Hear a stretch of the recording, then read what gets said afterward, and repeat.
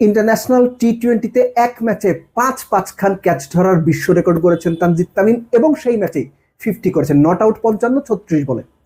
আয়ারল্যান্ডের বিপক্ষে তৃতীয় টি-20-তে Tanzid Tamim man of the match, তাকে ম্যান অফ দ্য ম্যাচ না দিয়ে যদি 11 রানে 3 উইকেট নেয়া মুস্তাফিজুর রহমানকে কিংবা 21 রানে 3 উইকেট নেয়া রিশাদকে ম্যান অফ দ্য ম্যাচ দেওয়া হতো, খুব খারাপ হতো কি তাহলে? না, আমি তানজিদ তামিমের ম্যান অফ দ্য ম্যাচের বিপক্ষে না, তিনি man of the match deserve করেন। কিন্তু বাকি দুইজনের বোলিং সাথে অন্যান্যরা নিশ্চিত করেছেন তৃতীয় টি-20-তে আয়ারল্যান্ড যেন কোনো পাত্তা না পায়, ছোট দলের মতো ম্যাচ হারে এবং বিশ্বকাপের আগে শেষ সিরিজটা বাংলাদেশ জিতে এবং সিরিজ নিশ্চিত করার সাথে সাথে আরো বেশ কিছু বিষয় যেন বাংলাদেশ ঝালিয়ে নিতে পারে। সেই বিষয়গুলো কি কি? প্রথমেই বলি, সেই বিষয়গুলোর অন্যতম হচ্ছে ক্যাপ্টেন লিটন দাস আয়ারল্যান্ডের বিপক্ষে টি-20 সিরিজ শুরু হওয়ার আগে বলেছিলেন তিনি এবং তার দল চ্যালেঞ্জের মধ্যে পড়তে চান এবং চ্যালেঞ্জ থেকে কিভাবে বের হয়ে আসতে হয় সেটা যেন তারা এক্সপেরিমেন্ট করতে পারেন। প্রথম ম্যাচে তারা পারেননি, পরের 2 ম্যাচে বিভিন্ন সময় যারা চ্যালেঞ্জে পড়েছেন, বাংলাদেশ দল চ্যালেঞ্জে পড়েছে এবং চ্যালেঞ্জ থেকে তারা ঠিকই উতরে গিয়েছেন। সবচেয়ে বেশি ক্রেডিট পাবে বাংলাদেশের বোলিং ইউনিট, কেননা ব্যাটসম্যানরা কিন্তু খুব ভালো যে করেছেন এটা আপনি বলতে পারবেন না। একই সঙ্গে এক্সপেরিমেন্টের কিছু জায়গা ছিল, যেমন দুটো উদাহরণ দিই লাস্ট ম্যাচ থেকে।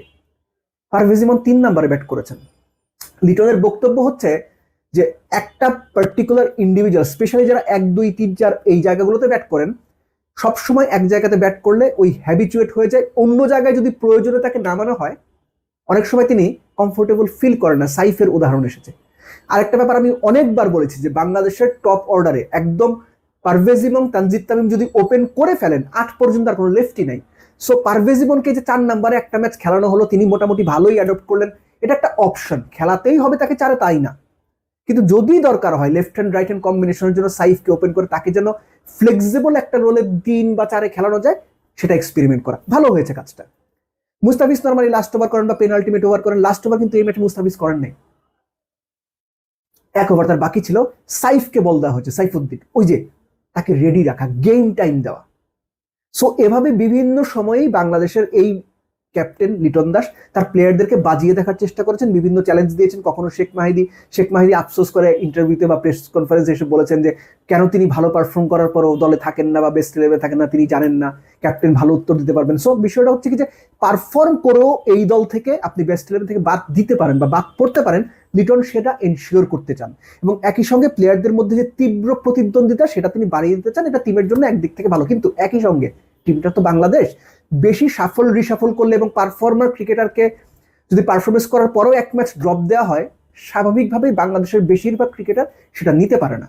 সো এনিওয়াইজ, যে ধরনের এক্সপেরিমেন্ট এক্সপেক্টেড ছিল সেরকম এক্সপেরিমেন্ট না হলেও, 2-1টা নতুন মুখ দেখার যে সম্ভাবনা ছিল সেটা না হলেও, বাংলাদেশ আয়ারল্যান্ডের সঙ্গে প্রস্তুতি হিসাবে একেবারে খারাপ প্রস্তুতি নেয়নি, মোটামুটি একটা প্রস্তুতি সম্পন্ন হয়েছে।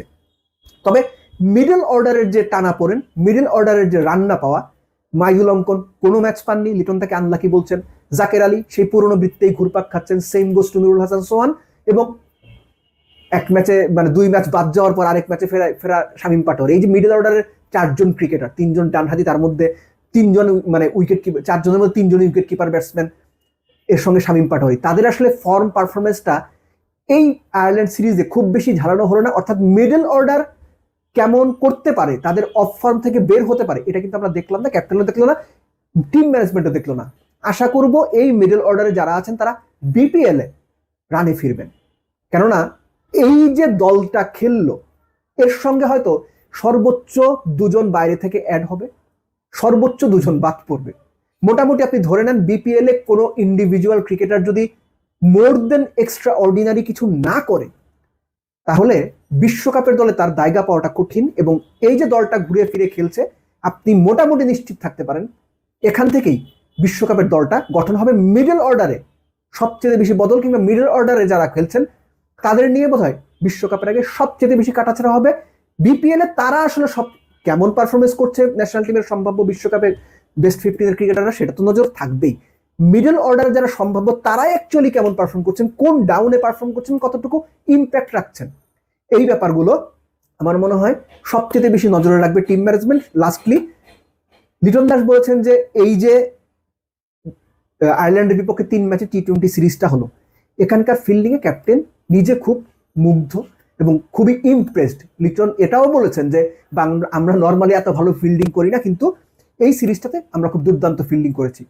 সো এক্সপেক্ট করবো এই দুর্দান্ত ফিল্ডিং এর ধারাটা অব্যাহত থাকুক এবং বিপিএল এ আমাদের প্লেয়াররা যারা বিশ্বকাপে সম্ভাব্য আছেন তারা প্লিজ ইনজুরিতে পড়বেন না, কারণ ইনজুরি এমন একটা জিনিস পুরো টিমের ব্যালেন্সটা নষ্ট করে দেয়। তো হোপফুলি এই প্লেয়াররা সবাই বিপিএল এ ভালো পারফর্ম করবে এবং বিশ্বকাপের জন্য একটা শক্তিশালী স্কোয়াড আমরা এই বিপিএল থেকেই পেয়ে যাবো।